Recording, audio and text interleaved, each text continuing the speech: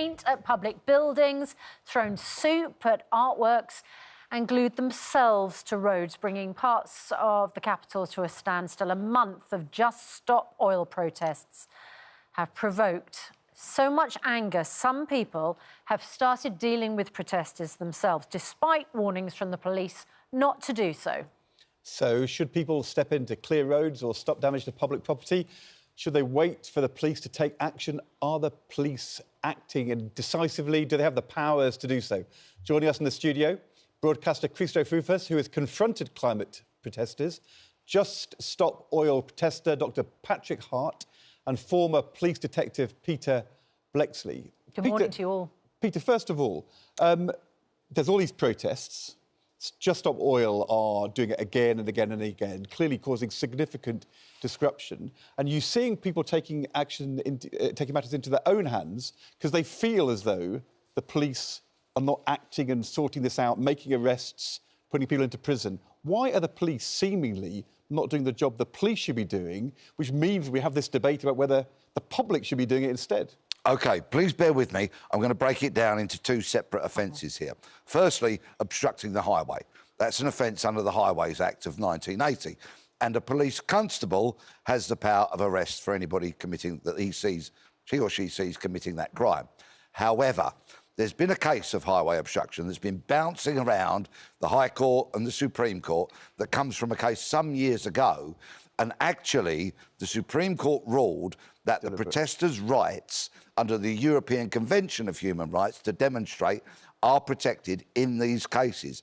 And the police should only act when there is significant disruption. So, if there is an alternative route that a motorist could take, you know, these very senior courts are saying maybe the protesters still have the right to remain there. Now, I know many people are aghast. Susanna, I can see you shaking your head. Well, because I tell you why. Because if I'm driving a car in which I have somebody who needs to go to a doctor's appointment, I would consider a person sitting in front of me blocking the road a significant disruption. I could not agree more. And that is why I would urge the Metropolitan Police and their lawyers to come on, set a precedent here, take some advice and say exactly that point. One person with a hospital appointment, that's significant. Challenge this ruling. Yeah, Dr. Patrick Hart, you are in fact a GP.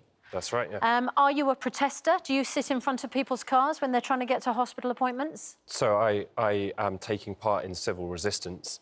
That's what I would describe my actions as. And yes, I go out into the road with other doctors, with nurses, with paramedics, and we sit in the road and cause disruption. And do you consider it significant disruption? If, for instance, I'm driving my car and I have in my car somebody who needs to get to hospital and you're sitting in front of my vehicle, is that, as a GP, the first rule is do no harm? Absolutely. Is that harmful? So that's why we've been very clear that if anyone is critically ill in a blue light ambulance, we will absolutely move for that ambulance. We accept that what we're doing is disruptive.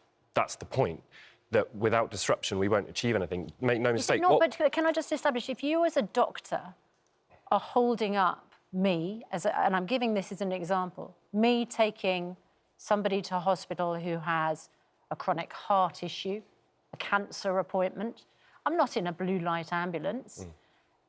How is that not causing harm to the person in the car with me? So I'd ask you to think, why would doctors, nurses and paramedics be sat in the road causing this disruption? This harm to many people. What is it that we've identified which justifies those actions? And make no mistake, the issue here is that the climate crisis is killing people right now. This isn't about missed appointments. This is about people dying right now. So you're more concerned about a group of people and the planet people in this than you country, are about individuals suffering harm as a result of the protest. People in this country are dying. People abroad are dying. I've been a doctor for 12 years. I've worked overseas on the front line of the climate crisis. I don't like talking about this, but I think it's important you hear this, that I have worked in places where people are already suffering drought. They've lost crops. They're malnourished. I've worked trying to treat malnourished children. I've watched them die. I've told mothers that their child has died, and I've had to listen to their cries of... What's your point? That you're desperate to talk about missed appointments, and you're not interested in talking about the actual issue, which is people dying right now. No, we do talk about those issues. Everything we love. The debate right now is whether people who, for instance, are driving cars, people who are experiencing what they consider significant disruption, and we use the hospital appointment example, particularly because you're a GP. Where is the priority, and what should someone driving do? And I think a lot of people in that situation would consider that they have a right to remove the protester. Now, Peter, you've told us that that is not necessarily a right enshrined in law right now. But Patrick doesn't accept the rule of law anyway. I mean, you know, Just Stop Oil says this afternoon 61 ordinary people chose to take direct action against our criminal government. So you think the government is criminal? Yes, absolutely. You think, by definition, the government can't be fair or just or right because it's criminal. So therefore, although you're a GP, you don't really accept we live in a democracy. Therefore, you are willing to take the law into your own hands, whatever the consequences for individuals. That's your view. So it's not my view. The fact is... The fact is the government's a criminal? Yeah, absolutely. So our government's basic duty is to look after our security, and they're failing to do that. They are ensuring that people die today, and that our futures and everything that we love will be destroyed. You are a GP. You are not bigger than the law. You're not bigger than the courts. The idea that you should decide who's criminal or who is not. The government's criminal. We won't obey the law. We won't accept the courts. It's absolutely outrageous. Throughout our history of civilization, the law has been changed to reflect improvements and making the world a better place. Name me a single movement which has managed to achieve positive change for the world that hasn't caused disruption, that hasn't challenged laws that are unjust at the moment. While the you're law is causing protecting disruption, fossil fuel industry.